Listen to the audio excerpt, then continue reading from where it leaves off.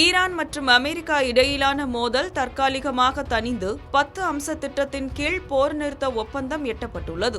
இந்த நிலையில் வரும் வார இறுதியில் பாகிஸ்தான் தலைநகர் இஸ்லாமாபாத்தில் இரு நாடுகளும் நேரடி பேச்சுவார்த்தையில் ஈடுபடவுள்ளன. போர் உச்சத்தில் இருந்தபோது ஒரு ஐரோப்பிய நாடு கூட அமைதி பேச்சுவார்த்தைக்கு முன்வராத நிலையில் பாகிஸ்தான் மத்தியஸ்தம் செய்ய முன்வந்தது.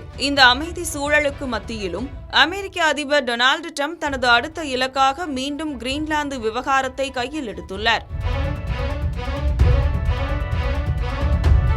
இதுகுறித்து தனது ட்ரூத் சோஷியல் தளத்தில் பதிவிட்டுள்ள அவர், அமெரிக்காவிற்கு தேவைப்பட்ட நேரத்தில் நேட்டோ அமைப்பு உதவவில்லை என்றும் வருங்காலத்திலும் அது துணை நிற்காது என்றும் கடுமையாக சாடியுள்ளார்.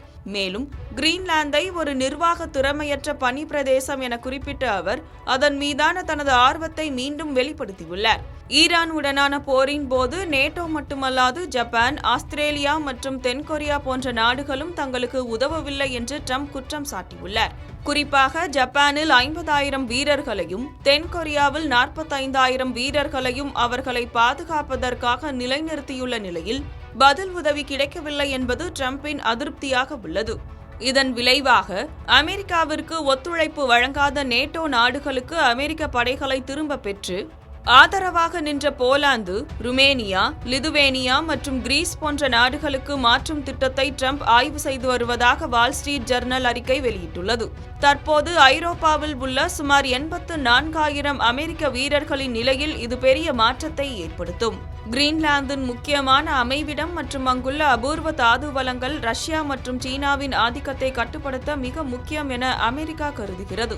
ஏற்கனவே இதற்காக ஒரு கட்டமைப்பு ஒப்பந்தம் எட்டப்பட்டுள்ளதாக ட்ரம்ப் கூறினாலும் டென்மார்க் மற்றும் கிரீன்லாந்து நாடுகள் தங்களின் சுய நிர்ணய உரிமையை வலியுறுத்தி வருகின்றன. அமெரிக்கா மற்றும் நேட்டோ நாடுகளுக்கு இடையே ஏற்பட்டுள்ள இந்த விரிசல் உலக பாதுகாப்பு மற்றும் வர்த்தகத்தில் கடும் பாதிப்புகளை ஏற்படுத்தக்கூடும்.